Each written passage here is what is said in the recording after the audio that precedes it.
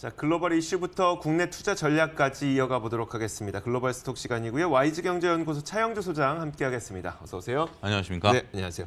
자, 먼저 가장 첫 번째로 그 소식부터 볼게요. 트럼프 대통령이 북한에 군사력을 쓸 수도 있다라는 발언이 좀 나와서요. 이거 우리나라 뭐 경협주도 있고 그 북 관계 그리고 남북 관계 이런 것들 다 엮여 있어서 이거 어떻게 봐야 될까요? 예, 일단 어제 처음에 연합뉴스 보도에 이런 것들이 떴을 때만 해도 네네. 저도 좀 가슴이 철렁한 얘기로 이제 봤었습니다만 그러니까요. 이게 이제 지금 그 나토 네. 그 회담에서 나온 원론적인 얘기를 조금 너무 이렇게 좀 크게 얘기를 한 게 아니겠는가. 이제 그 내용들이 이제 오늘 나온 아침에 새벽에 나온 이제 그 언론사들의 언론 내용들을 보면 네네. 다소 톤 다운된 그런 그래요? 내용들이 나오고 있는데요.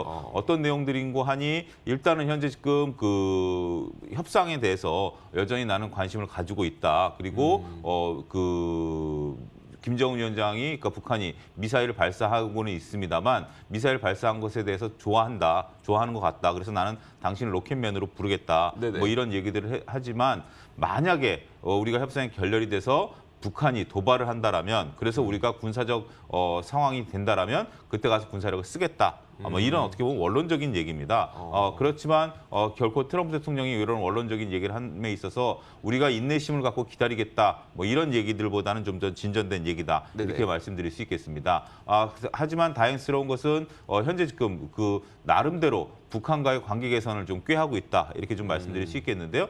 문제는 이제 북한의 입장입니다. 북한 같은 경우 체제 보장에 대해서 연말까지 지금 시한을 두고 네. 계속 미국을 압박해 오고 있지 않습니까? 네. 여기에 또 이번 주 초만 하더라도 크리스마스 선물을 기대해라라는 네네. 식의 또 발언까지 했습니다. 과연 그게 무엇일지 상당히 규칙가 주목되고 있는 부분들인데요.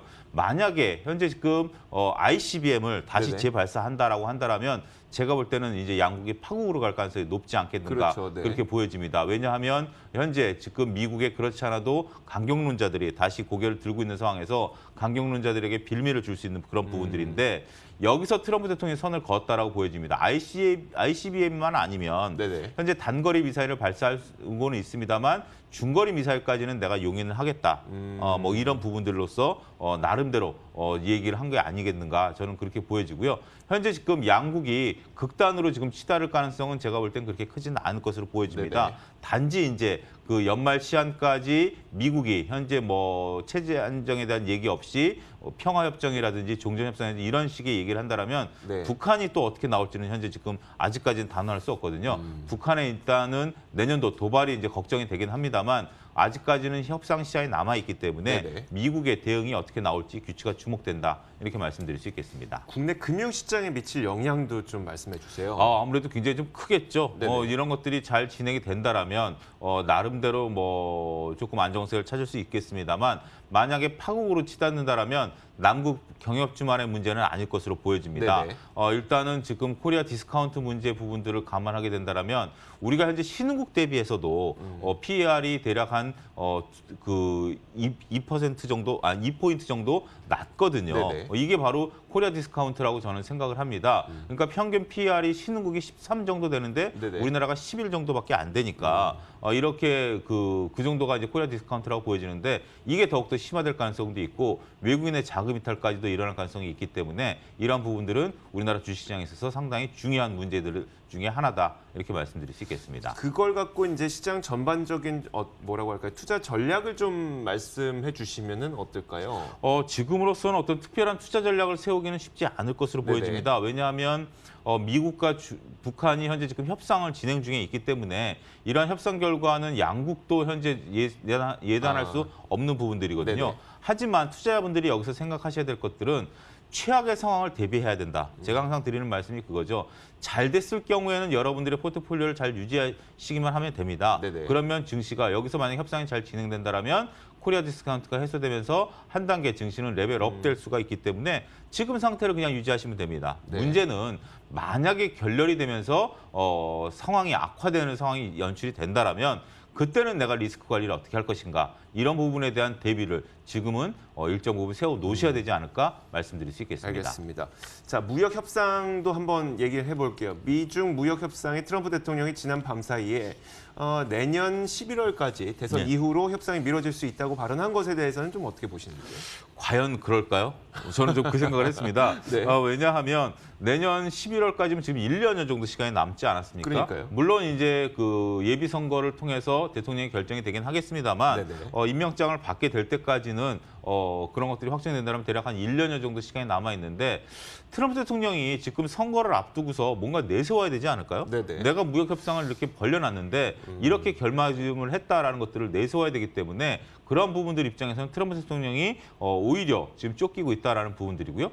홍콩 인권법 문제도 그렇고 현재 지금 다양한 문제들이 현재 지금 불거지고 있는 부분들인데 여기서 또 트럼프 대통령이 한 발 더 나아가서 네. 시한을 정해놓지 않고 또 상무 로스 장관도 여기에 또 화답하면서 주거니 받거니 얘기를 주고받고 네네. 있는데 이런 부분이 된다라면 아무래도 현재 지금까지는 관세 부과된 것들을 기업들이 원가 절감을 통해서 그런 것들을 이제 견뎌왔습니다만 계속해서 이제 15일 날 관세 부과가 된다라면 기업들이 한계 상황에 도달할 수밖에 없고요. 이러면 기업의 볼멘 소리가 또 나올 수밖에 없고 또 트럼프 대통령의 표밭이라고 보여지고 있는 현재 지금 농촌 부분에 있어서도 중국이 굳이 농산물을 수입할 이유도 사라지게 되지 않습니까? 네네. 이런 것들이 볼멘 소리가 나오고 선거를 앞두고 각종 이익단체들이 발호를 할 것으로 보여지기 네네. 때문에 트럼프 대통령 입장에서 셈법은 결코 좋지 않은 셈법이다. 따라서 어떻게 본다라면 지금 현재 홍콩 인권법 이후에 정중동을 보이고 있는 중국에 대해서 나름대로 압박을 보낸 신호가 아니겠는가 좀 그렇게 저는 보고 싶습니다. 알겠습니다. 한번 진행 상황 지켜보도록 하겠습니다. 자, 이어서 매주 이 시간을 통해서 저희가 차영두 소장과 함께 재무제표를 봐야지 우리가 투자를 잘할 수 있다. 진짜 수익 올리려면 재무제표를 봐야 된다. 이걸 계속 강조를 하고 있잖아요. 오늘 이게 재무제표 가운데 재무상태표가 무엇인지를 좀 설명해 주신다고요? 예, 그렇습니다. 이제부터는 이제 본격적으로 재무제표를 하나하나 뜯어보도록 네네. 하겠습니다. 보통 손익계산서를 많이 보시는데요. 그게 이제 매출 영업이익 그거죠? 네, 그래서 당기순이익을 네. 가장 매출과 당기순이익을 바라보기 때문에 표를 또 이해하기 쉽고 해서 손익계산서를 바라보는데 원래는 재무상태표부터 먼저 보셔야 됩니다. 따라서 당분간 저희들은 이제 재무상태표를 하나하나 뜯어보고 그다음에 손익계산서, 현금흐름표 이런 식으로 진행을 할 텐데요.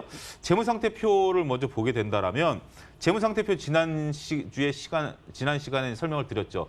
돈을 끌어모으고 네. 돈을 끌어모으는 데 있어서 오른쪽부터 보셔야 됩니다. 지금 화면에 나와 있는 거. 돈을 끌어모으는 데 있어서 내 돈은 자본이라고 표현하고요. 다른 사람의 돈은 부채라고 표현한 것이죠. 네. 이런 자본과 부채를 합한 것이 자산이라는 것입니다. 그렇죠. 이렇게 구성이 된다라는 것들이고 가운데 있는 것들은 세부 내역들입니다. 이런 것들은 하나하나 앞으로 시간을 통해서 말씀을 좀 드리겠는데 재무상태표 요약에 대한 내용들을 좀 살펴보게 된다라면 자산은 부채와 자본의 합이다라고 말씀을 드렸습니다.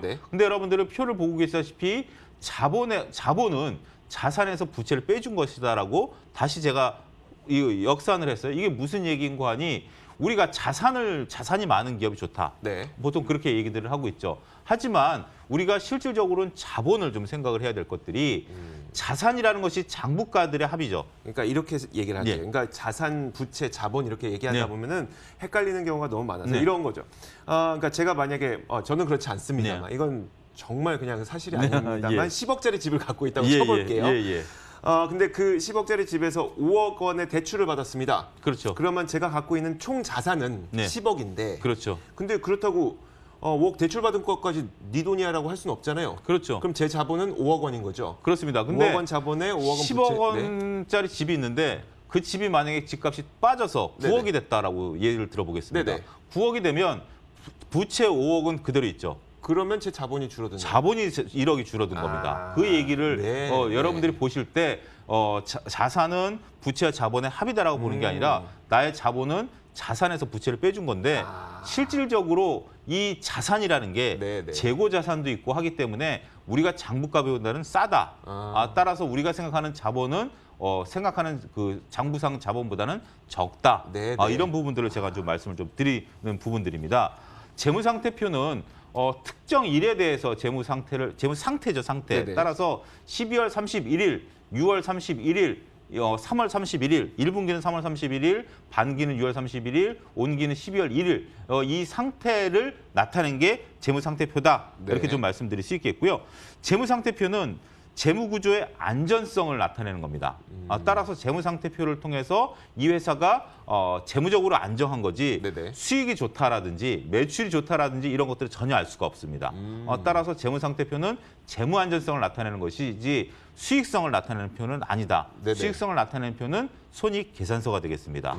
따라서 그런 부분들을 혼동하지 않게 이렇게 말씀드릴 수 있겠는데 다시 한번 재무상태표를 정리를 한다면 앞서 좋은 예를 들으셨어요. 이주 앵커께서 10억짜리 집 사셔야죠. 사실이 아닙니다. 아직. 못 당연히 샀습니다. 사셔야죠. 네. 목표를 잡고 사셔야 되는데 네. 일단은 내 돈을 얼마만큼 가지고 있느냐가 중요하죠. 그렇죠. 부채를 많이 일으켜봤자 소용이 없습니다. 이주 앵커가 10억짜리 집을 삼에 있어서 9억이 내 돈이고 네. 1억을 부채를 일으켰다. 네. 상당히 그건 양호한 거죠. 좋죠. 하지만 이주 앵커가 내 돈이 2억밖에 없는데 네. 뭐 어찌어찌 해서 8억을 모아서 집을 샀다. 8억을 빚져서. 빚져서 네. 집을 샀다. 뭐 이것은 상당히 재무적으로 위험하죠. 리스크한 거죠. 네. 여기서 집값이 조금이라도 정부가 지금 각종 규제를 하는데 조금이라도 삐끗하게 된다라면 내 돈은 순식간에 날아가 버릴 수밖에 없다라는 것들입니다. 그러네요. 따라서 재무상태표를 통해서 부채와 자본의 적정 비율을 우리가 따져보는 것도 좋습니다. 기업이 자산이 좋고 자산이 좋아지게 되면서 시가총액이 좋다라고 할 것들이 아니라 네네. 이 기업이 얼마만큼 부채와 자본에 적절한 것들. 그렇다고 부채가 없는 것이 좋으냐?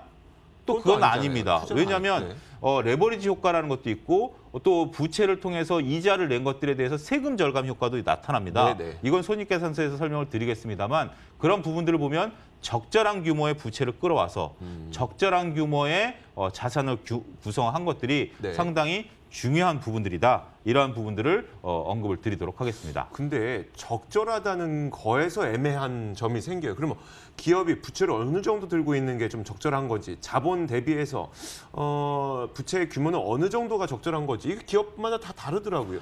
다음 시간에 얘기할 것이 이제 유동 비율인데요. 네네. 이것은 자산 대비해서 부채가 얼마만큼 비율을 따지느냐는 부분들입니다. 유동이라는 것은 1년 내에 갚아야 될 것들을 얘기하는데 보통 1년 내에 현금화할 수 있는 자산만큼 부채를 네. 갖고 있다라면 그건 적절한 규모다. 그리고 동종업계 대비해서 부채 비율을 산출을 하는 것도 서로 간에 그러니까 절대 기준치는 없습니다. 딱 그러니까요. 얼마다라는 것은 없는데 동종업계라든지 아니면 현재 보유하고 있는 현금 대비해서 네. 부채 규모 이렇게 따져주는 것이 중요하다 이렇게 말씀드릴 수 있겠습니다. 그 내용에 대해서는 그럼 다음 시간에 더욱더 자세하게 그렇습니다. 이제 해주시면. 하나하나 파고 들어가 보겠습니다. 네, 알겠습니다. 자, 지금까지 YG경제연구소 차영주 소장과 함께 이야기 나눠봤습니다. 고맙습니다. 감사합니다.